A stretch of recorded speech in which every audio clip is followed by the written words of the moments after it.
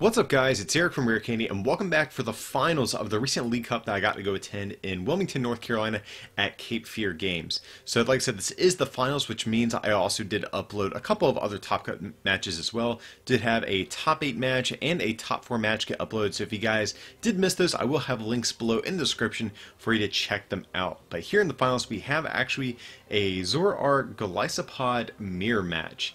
And this was actually recorded before Lucario GX came out, so you guys might be thinking that's kind of weird to see Golisopod in the finals when Lucario is out. So just wanted to give a little clarification about that. This was like right before Lucario came out. But anyways, so like I said, Golisopod Zoroark mirror match here. On the left we have Christopher Watkins returning from one of the earlier top cut rounds, and then we have Kevin Krupnik over there on the right.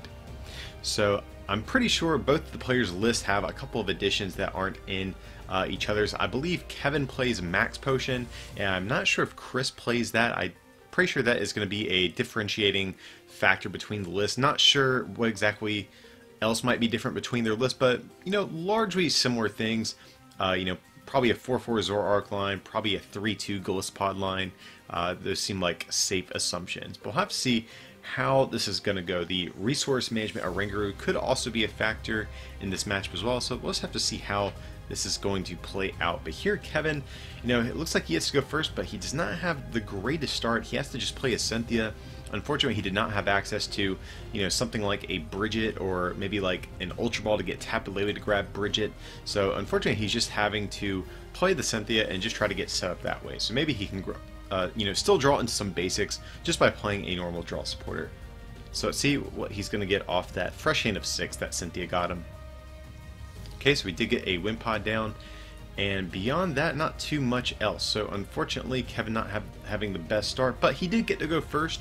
So hopefully, going first and having a slow start kind of, it basically just kind of nullifies the first turn advantage. I don't think it's really going to set him that far behind, depending on what's in his hand. But here over there on the left, Christopher Watkins having a much better time getting set up. He has the first turn Bridget, doesn't even have to play Tapu Lele for it. So he's going to get himself 2 Zoruas and a Tapu Koko. And I believe he started with Wimpod, and if that is the case, it has that Wimp Out ability. On your first turn, Wimpod has no retreat cost, so that's actually pretty handy here. And Chris has the first turn Perilous City, so a super strong start from him. So he's just going to retreat in that Tapu Koko and pass. Good play from Chris, because that Wimpod, it's not going to have free retreat after his next turn, or after this turn he just had. So retreating into Tapu Koko, definitely a good move that will allow him to retreat for free next turn without any sort of stipulations like the Wimpod has. So here Kevin is going to get out a Golisopod and a Zoroark GX. He's playing 2 Evo Sodas. It's Evo Sodas. That card lets you search your deck for a Pokemon and basically just evolve right into it. So it lets him get out that Zoroark GX and that Golisopod GX right away, and hopefully he can start stabilizing a little bit here. See a double Colorless Energy in his hand. I'm sure he's going to want to see that. He's going to trade away a Choice Band. Okay, and he actually gets Bridget, which is pretty good. I think he has double Colorless Energy in hand, and since he does that, is going to allow him to get enough Pokemon into play to knock out this. Oh wait, no, he won't actually be able to knock out Tapu Koko. He would be a Pokemon short, and Chris has Parallel City in play. I actually kind of forgot about that myself there for a moment, just like Kevin did. So Parallel City definitely is going to put in the work here. It's one of those stadium cards, has 2 different effects depending on which way it's facing. Whoever has the blue side facing them can only have 3 bench Pokemon, so that's definitely going to limit Kevin's damage output a little bit here. So let's see what Chris is going to do on his turn here. Going to play a Tapu Lele. Let's see, he's going to go for a Cynthia. Okay, that is going to allow him to refresh his hand. He's going to get down a double Colorless Energy. Looks like he's going to get down a Choice Band as well, and then just play the Cynthia to refresh his hand. So Cynthia's that supporter that came out of Ultra Prism. Just shuffle your hand into your deck and draw 6 cards. So pretty straightforward, just a nice way to refresh your hand throughout the game. So I'm sure he's going to want to get another Zoroark GX online. That's going to be, I think, his next priority. See another Perilous City. He's going to trade that thing away since he already has one, left in the active spot. And if Kevin gets rid of it, Chris can always play his Puzzles of Times to maybe retrieve them at some point as well. And here's going to play an Ultra Ball, getting rid of a Zorua, and looks like a Tapu Lele. So I'd imagine we'll probably see another Zoroark. So you can see here, Chris just, heavily favored getting those Zoroarks out as quick as possible because he knows they're going to allow him to draw through his deck at a reasonable pace for the rest of the game. So Zoroark GX, if you guys are unfamiliar with it, has that nice trade ability, discard a card from hand, draw 2 cards. And here he has his own enhanced hammer, getting rid of Kevin's double Carlos energy, and then getting the first hit in on his Zoroark GX. So that's actually a pretty, pretty big thing here. So Kevin has some options. He has an Acerola in hand. He could play that to pick up his damaged Zoroark GX, but he does not have a double Carlos energy to fall back on. So I think maybe what he could do is, I still kind of favor playing the Acerola. Here he's going to trade away the... Okay, it looks like there's some discretion. Okay, he is going to trade away that end. And actually he draws another Puzzle of Time, which is huge here. Because now he can actually safely play that Acerola and get a double Carlos energy back from his discard pile to attack with his Zoroark in the same turn. So that's pretty good. But here he's going to promote that Tapu Koko promo since it has free retreat. And here's going to trade away a Wimpod. And he gets a Max Potion, so that's actually pretty good. He can save that for next turn whenever his Zoroark gets attacked. I'm assuming that's what is going, what is going to attack next turn. So here he's going to grab, looks like an Acerola and a double Carlos energy. 2 good choices from Kevin. Acerola is going to allow him to pick up his damaged Zoroark next turn as well. And here he's just going to have to attack this this Zoroark for only 80 damage, which is a little bit unfortunate. Choice Band would have been really nice there to swing for 110. That way he could 2-shot this Zoroark GX. So let's see how Chris is going to respond here.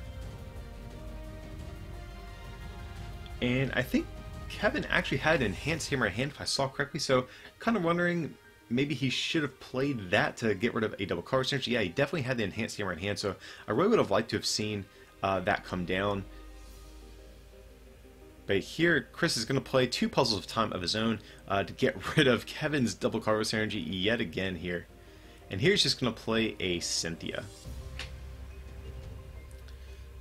So, okay, so let's see what he's going to draw off this. Maybe he can finally get a Golisopod online. That is definitely probably his next order of business he wants to take care of as far as his board goes. Maybe getting down another Zorua and then a Golisopod GX would be good this turn as well.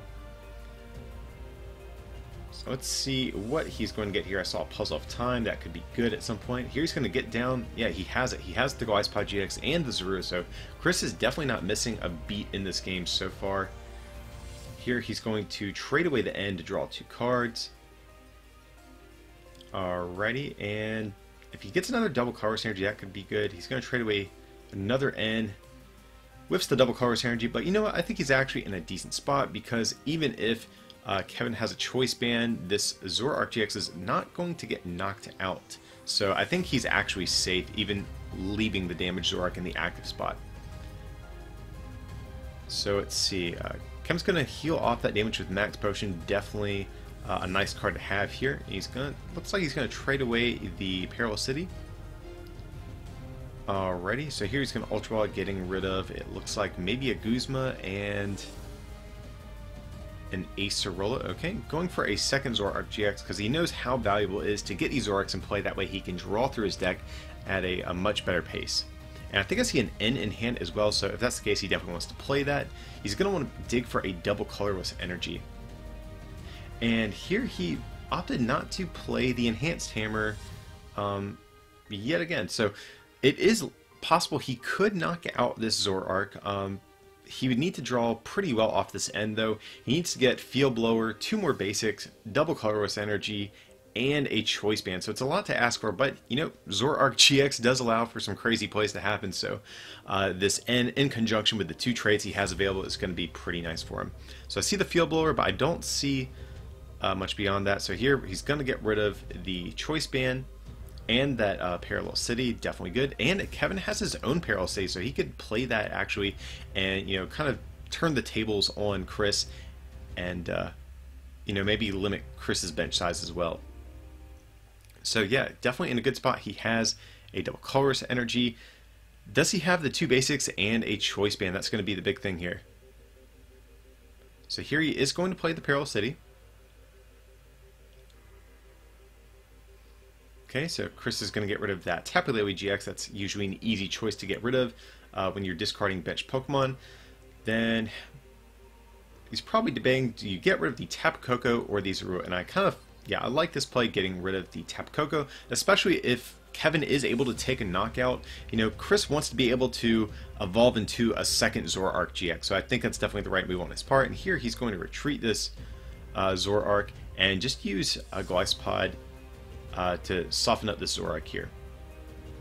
So he's going to do that first Depression attack. If Golisopod was on your bench, became your active Pokemon that turn, it does 30 plus 90 more. And here, Chris is not going to miss a beat either. He's going to play his own Field Blower, getting rid of Floatstone and that Parallel City. And we see a Tapu Lele GX in hand, so he could go for an Acerola if that is something that he has in his list. Alrighty, so he's going to get down a Grass Energy, and like I said, I'd imagine we're going to see an Acerola this turn. Okay, so it is in the deck, so he will be able to pick up his own Zoroark GX and, deny a knockout from Kevin's side. So you can definitely see how this mirror match can be a little bit grindy. Both players play several cards to deny knockouts and to ensure that they can win the two-hit knockout war against other decks, but in the mirror match here, it's a little bit slow taking knockouts just because both players are so well equipped to deny prizes.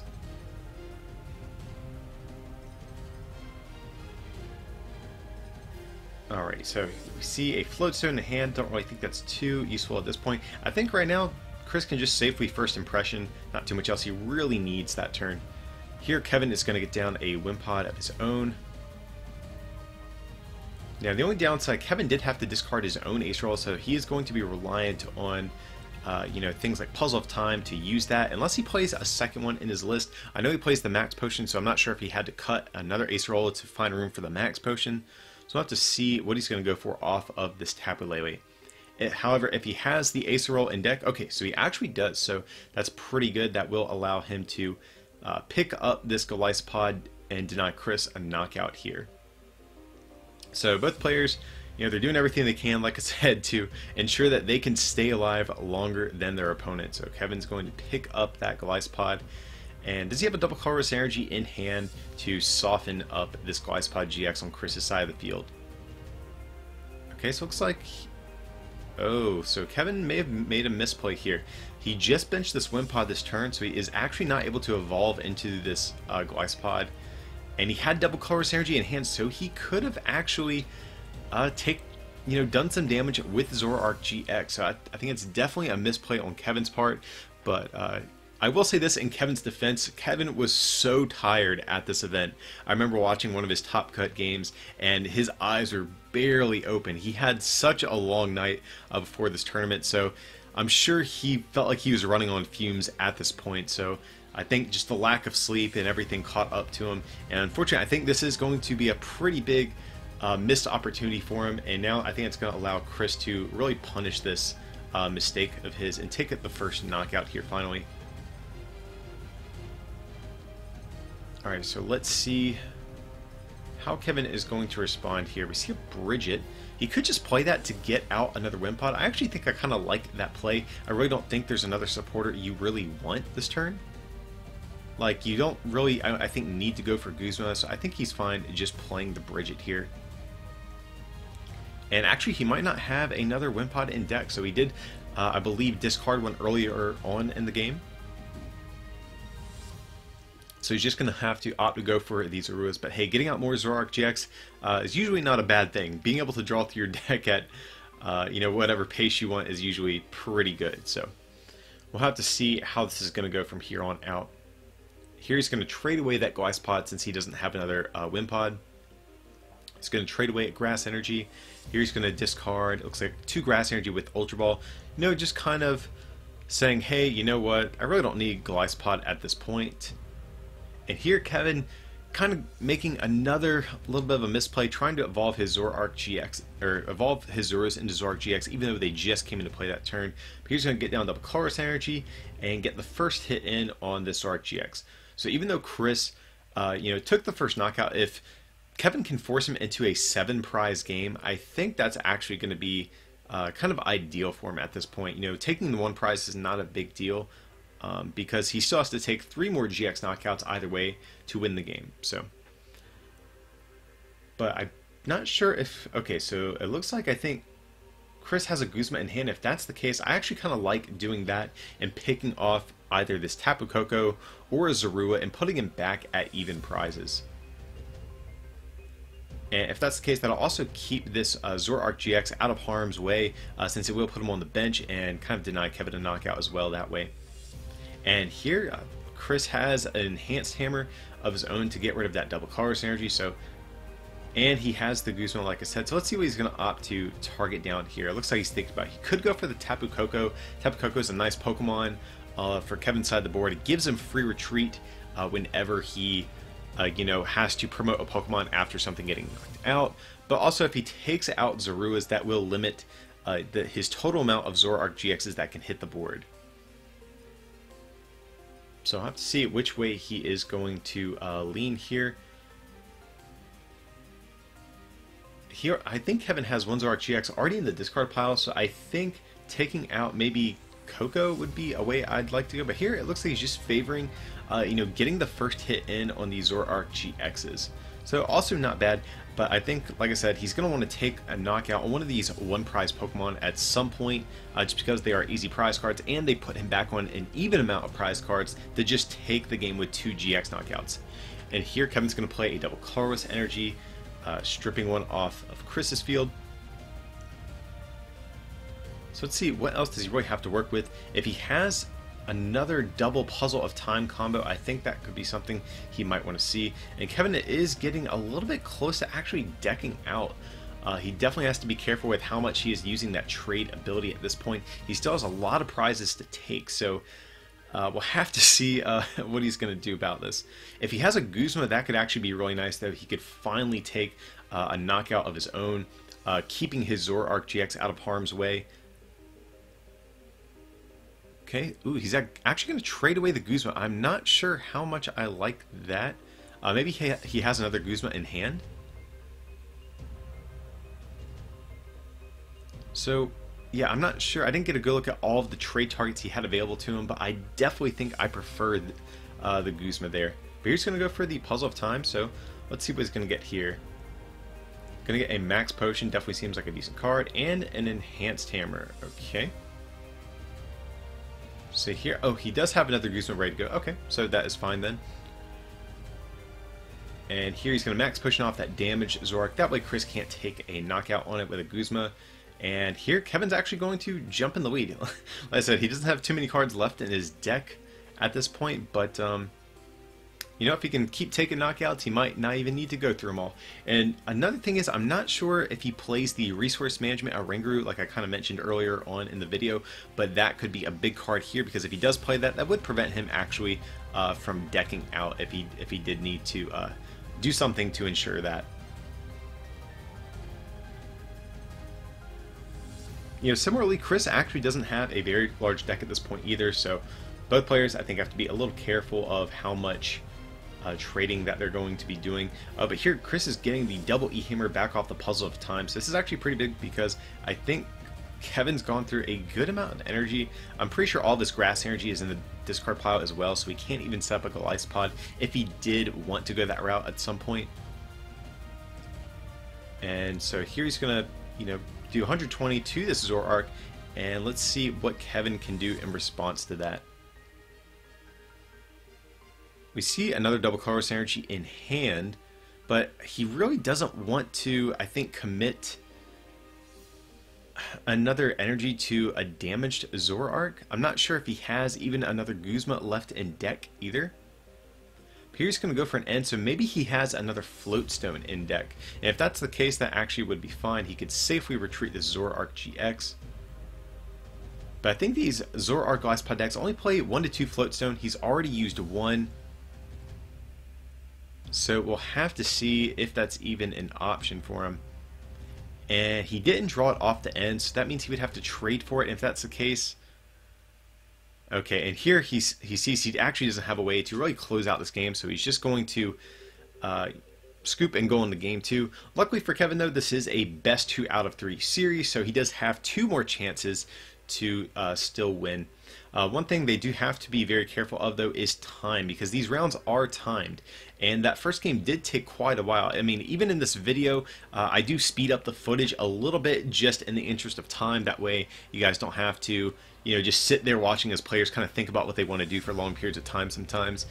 But even with that, this game still took a while. So Kevin is definitely going to have to be very careful about that going forward. So he definitely needs to manage his pace of play, and also Chris doesn't need to do the same, because if Kevin is in a good position to win this game too, Chris needs to scoop and then just save time to go to a game 3. So time, like I said, pretty important factor in this series, I think, especially since it did take so long in game 1.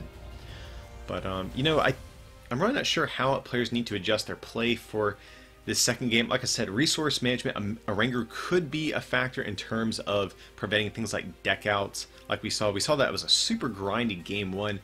Players were just digging through their decks constantly, just trying to find resources to stay in the game and deny knockouts. So decking out a real possibility in this series. And another thing they just have to be mindful of is puzzles of time, just making sure they get the most value out of those as possible. Both players play 4 puzzles of time. I did even forget to mention earlier, if you guys are unfamiliar with the card, it's that item card. If you play one of them, you get to look at the top 3 cards of your deck, but if you play 2 of them, you get 2 cards from your discard pile back into your hand. So those are very precious at getting back certain resources like enhanced hammers, Acerolas, double colorless energy, so they really need to make sure they're getting the most value out of those as possible. So here Kevin has a Parallel City, and here yet again Hastus Cynthia does not get the first turn Bridget, but like in game 1, he does get to go first. So even though he's not having the best turn 1, he does get to go first, so the downsides to that are kind of mitigated by that a little bit. But you never know, sometimes just playing a draw supporter works out better than playing the bridge. Sometimes you can just draw into the basics that you need. I feel like as long as Kevin can get maybe another Zorua in play, I think he'll be okay. And we do not see another basic. He does have Lele, he does have double colorless energy, and Zoroark GX in hand. So he actually does have a pretty good second turn lined up, even though it might look like he does not have a lot going on. But here, yet again, Chris has the first turn Bridget, does not even need to play Tapu Lele, just has it right in hand, ready to go. Now, unfortunately, Chris is starting with his own Tapu Lele GX this game, which is definitely one of his least ideal starters, because it does not have that Wimp Out ability to give it free retreat like his Wimpods do.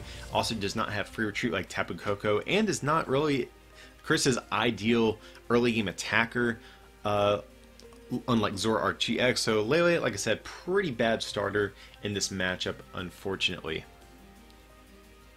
But let's see, beyond that, I really don't think Chris needs anything else this turn. Here he's just going to pass, that seems good. So now what Kevin can do is he can get down this double colorless energy, he can get down this Zoroark, and here he's going to actually trade away the Bridget. Okay. So here he's probably thinking, you know what, I kind of want a Guzma here, and I really like that. He could have played the Bridget, getting a bunch of Pokemon in play, and then softening up the Lele, but he knows taking out Chris's Zoruas are going to be very important here. So here he's just going to get the extra basic down, and then just take a knockout with Riotous Beating. So let's see, we see an enhanced hammer in Chris' hand. He's going to play that, getting rid of that double colorless energy. Has a Wimpod, he could bench that. I know Chris is going to want some more Zoruas though. And here he's going to play a Cynthia.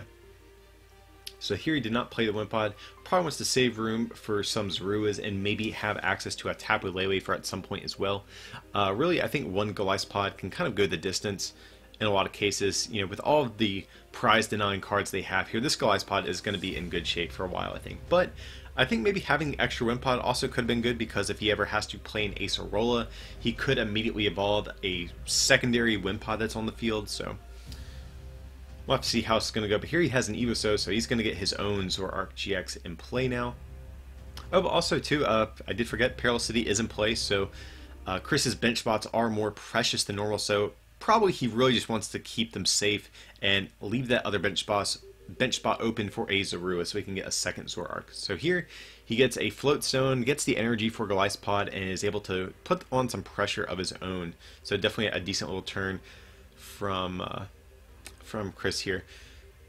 So the only downside to Kevin's situation, he does not have another Zoroark GX ready to go. He does have I'm pretty sure a Tapu Lele GX in hand, so he could play that to get an Acerola and then attach the double colorless energy that is on... Oh wait, no, he does not have a double colorless energy. It did get Acerola earlier. Or I'm sorry, enhanced hammered, my mistake, guys. So here it looks like he's just going to opt to go for a Bridget here. Let's see what he's going to opt to get in play. I'd imagine we'll see a couple of Zoruas. So he definitely wants the 2 Zoruas. He's thinking about, does he want the other Wimpod? But I think maybe going for the other Zorua might be a little bit better here if possible. But maybe he has some Zoroarks prized. It's hard to say. So he really needs a double colorless energy though. If he can at least soften up this Golisopod, that's going to be pretty big. Okay, so he does have the double colorless energy. So even though this Zoroark will probably get knocked out on Chris's next turn, at least he was able to get a hit in with it. But you know what? Let's see. Chris only has the one Zoroark GX in play, so he can't really dig through his deck that aggressively. Chris did play an enhanced hammer as well, but I'm not sure if I actually like that play because he's really trying to get a double colorless energy to knock out the Zoroark GX anyway. So I think maybe saving the enhanced hammer would have been a little bit better. Just because, like I said, the Zoroark's probably going to get knocked out no matter what, and the energy is going to go into the discard pile regardless. So saving the enhanced hammer for later, I think, would have been a stronger move.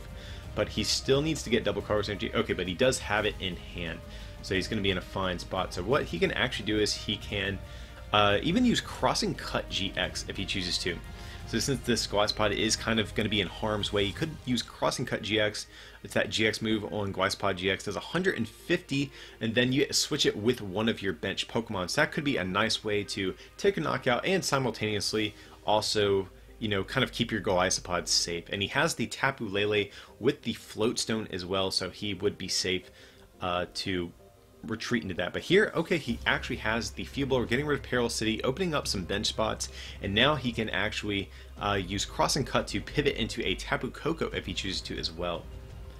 But the only downside to that is if Kevin is able to take a knockout, it's going to put him on an even amount of prizes, only needing to knock out 2 more GXs to win the game. So maybe the Lele would be safer, but then he runs the risk of a Field Blower on the Float Stone, so either way is a little bit risky. So here Kevin has a Zoroark GX, has an Evo Soda so he can get out another Zoroark GX. I think that would be a good play. Or if he has a Grass Energy already in hand, I think going for a Golisopod GX would be a good play as well. Okay, so he's going to do that. Let's see what else he has in hand. I didn't get too good of a look. Alright, so we see a Puzzle of Time. Okay, we do see the Grass Energy, so definitely a good call on Kevin's part to go for the Golisopod. And here he's going to go for a Guzma. He kind of knows that Chris plays a ton of ways to deny knockout, so if he can catch Chris on a turn where he doesn't have an Acerola or something to deny him a knockout, he really needs to capitalize on that. So doing the right thing, taking down that Golisopod GX there. Alright, so Chris is going to trade away that Bridget, getting a few more cards, getting down some more Zoruas. And let's see, he's going to get down a Choice Band. He really wants a double colorless energy. Does he have one in hand? That's the only thing I'm wondering. And, okay, he's just going to play the Cynthia. Definitely seems good. He doesn't have any more trades at his disposal, so he really needs to count on getting a double colorless energy here, or getting another Zoroark GX to potentially trade away into another double colorless energy. So let's see what he is going to get off these 6 cards. Okay, so he gets a second Zoroark, ooh, a third Zoroark GX. But actually, he already put the Zorua down this turn, so he can't get out the third one just yet. He is going to have to wait one more turn. But he does have another trade at his disposal, so if he can actually get a Puzzle of Time or a double colorless energy, he is going to be able to get a double colorless to attack with. So here he's going to trade away a Field Blower, and unfortunately, he does not hit a way to get a double colorless energy, so he might just have to keep this Tapu Koko in the active spot, or maybe even retreat into Lele, but I think Lele would be a little bit risky because that puts it at risk of a Crossing Cut GX with a Choice Band for a knockout. So let's see, Kevin is basically going to be a situation he has to burn Crossing Cut to take a knockout on Tapu Koko, or has to find a way to retreat this Golisopod to go into a Zoroark GX to take a knockout instead. Alrighty, but here it looks like Kevin's going to go for a Guzma, taking out this Zoroark. I really like this play because that is going to put him on an even amount of prizes and deny Chris access to another Zoroark GX. So Kevin definitely having a much stronger game this time as opposed to last game. Chris has really been kind of missing a few beats as far as like denying knockouts and drawing in energy, but he does luckily get himself a double colorless energy this turn, so he will be able to start putting on some pressure of his own here against Kevin. And one thing Kevin has going for his board is that he's relying more on Golisopod here instead of Zoroark GX, which means his energies are much safer. Zoroark GX is a pretty strong attacker, but its energies are very susceptible to a deck like Zoroark Golisopod because they play usually 1 to 2 enhanced hammers with puzzles of time to reuse them. So the Golisopod much safer attacker if you're able to use it. And here it looks like Chris has a Perilous City in hand. He could opt to play that if he chooses to. That would reduce his own damage output of his own Golisopods, but that would limit Kevin's bench space a little bit. I think he has a Guzma in hand as well, so he could opt to take a knockout on maybe one of these bench sitters as well. So let's see what route he is going to go. I do see one Puzzle of Time in hand at the least, so he's going to play the single... Okay, he's going to trade away Puzzle of Time. I see. And it looks like he's going to trade away that Mew EX as well. Definitely not a good card in this matchup. And yet again, like I said, he has the Perilous City. I'd imagine we'll probably see him play it down. So I think that's fine. Now Kevin is kind of faced with an interesting dilemma what to get rid of. Tapu Koko is definitely going to be a good card because it provides free retreat. He already has an energy on that other Wimpod, so he might have wanted to save that. So, unfortunately, I don't think getting rid of any of the Pokemon Kevin had was going to be fun. So I think it was fine getting rid of the Wimpod. I like the idea of keeping a free retreater in play like Tapu Koko. Ooh, and here's is actually pretty big because Chris was able to take a knockout and parallel as well. He essentially got rid of 2 Pokemon from the field that turn, so definitely a pretty good turn for him. Here Kevin's going to trade away that Bridget. And I'm not sure what he is digging for. Okay, so if he is able to actually go for a Guzma... Okay, he is going to go for a Guzma, probably on this Tapu Lele. If he has double color synergy and choice band, he wins. Okay, so he does have the choice band and double color synergy, so Kevin is going to take this second game.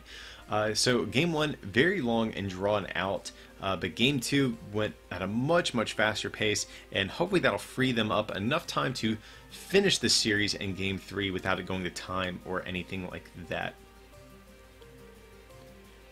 Alright, so let's see how this game is going to go. Kevin did pretty well despite not even starting with Bridget. Both games so far he's had to just play Cynthia and just try to get set up the old-fashioned way just by drawing into what you need. Chris, like I said, on the other hand, had a pretty solid start, had the raw Bridget in hand ready to go, but still, was always just a little bit short, just whiffing a couple of different things throughout that match. I think just really set him back. Kevin's deck was kind of firing on all cylinders, hit what he needed.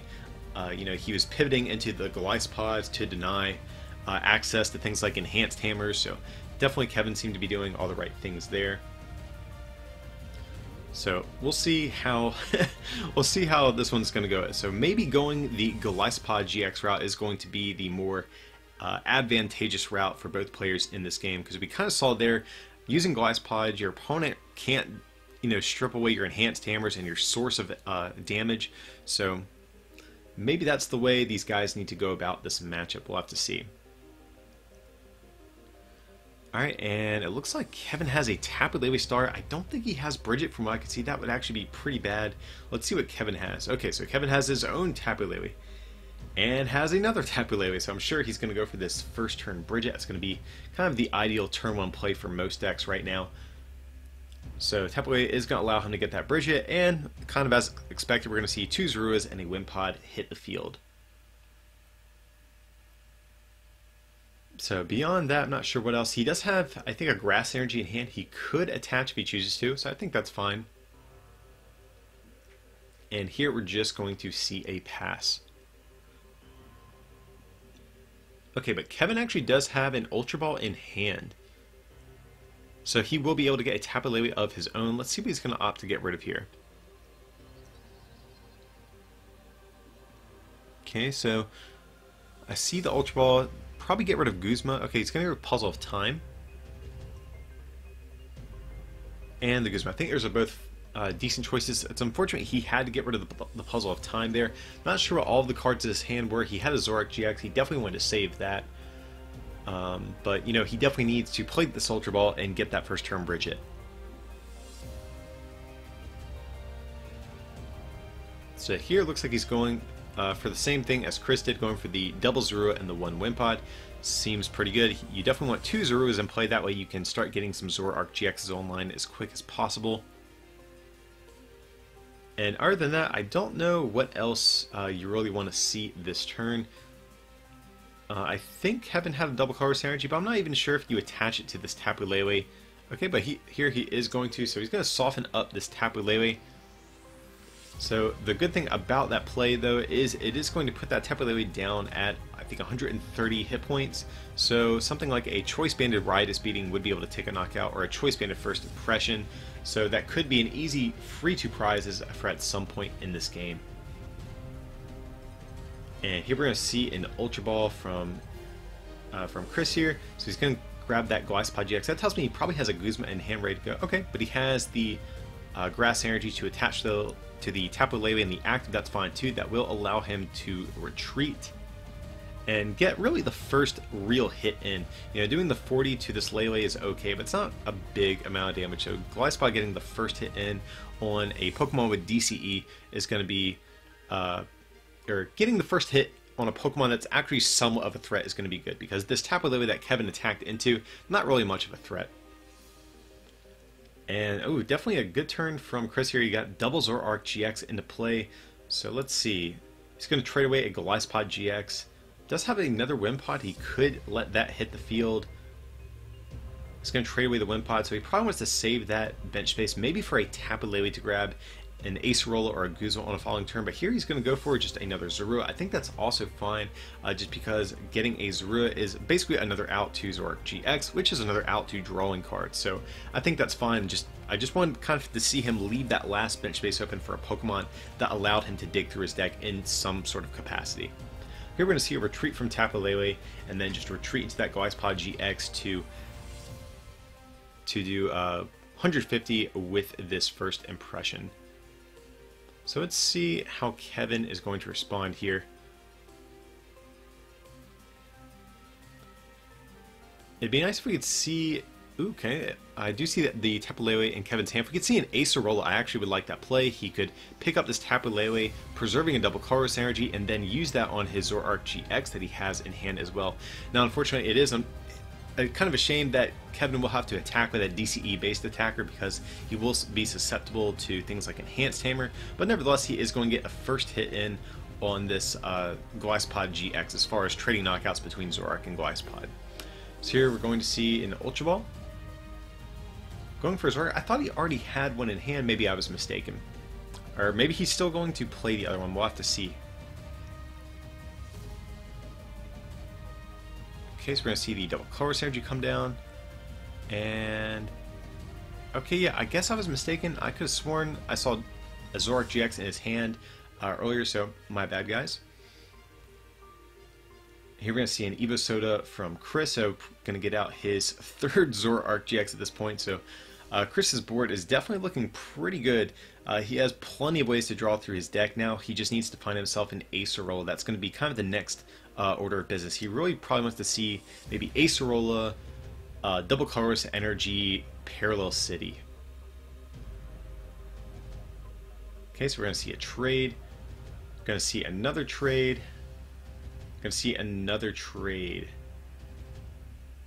Now, unfortunately, I don't think he actually got the Acerola. This is actually a situation where I kind of would have liked to have seen maybe the bench space be saved for a Tapu Lele, but it's still okay. He has a Guzma. He will be able to take a knockout on this Zorua and prevent Kevin from getting another Zoroark GX into play, you know, relatively quickly.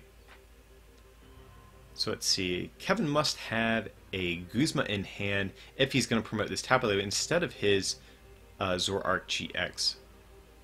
So we're going to see a Tapu Koko promo hit the board. We're going to see a Tapu Lele GX. Now the only downside to this is that he is not leaving himself any room for another Zoroark. So right now he's only going to have access to one trade. So something like an N after this knockout actually would be pretty bad for Kevin, just because he's going to go down to 4 prizes. So if, like I said, if Chris can N here, Kevin won't have access to getting as many outs as he would probably like, you know, after the fact. So here, let's see what he's going to do. Okay, so we're going to see a trade getting rid of that Cynthia. We're going to see another trade getting rid of the Evo Soda. We see an Enhanced Hammer. That's definitely a card that I think Chris really wants to see. We're going to see a Guzma taking out this Wimpod and playing the Enhanced Hammer. I like this play as well, just because that's, you know, that Wimpod was going to be one of the only real sources of damage for Kevin. So right now he doesn't have a backup attacker ready to go, or one that he can evolve into this turn. So he has plenty of Zoroarks, but no Zoruas. Here we're going to see a double Karos energy come down. And if he has a Choice Band Guzma, he could potentially take a knockout on this Tapu Lele. And okay, so here what they're discussing is time actually just got called. So what that means is, you know, time in the round ran out, so there's only going to be, I think, 3 more turns at this point. Or maybe time is already called, because I see the 2 marker placed on Kevin's side of the field, so maybe Chris is turn 3. And if that's the case, the player with the most prize cards, or I'm sorry, with the least prize cards remaining, is actually going to be the winner of this game. So if Chris can actually take a knockout, if this is turn 3 of time, Chris actually will win the game. So all he needs here is going to be another Pokemon and a Guzma here. That way he can take a knockout on this. So here he's going to go for a Acerola, okay?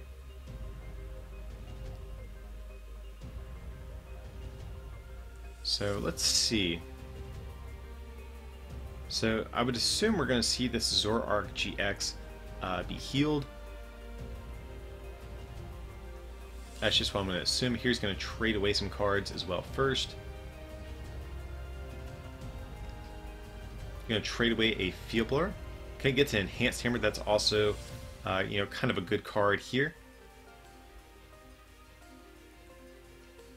So Chris has a pretty big hand. Really not sure what he's digging for specifically.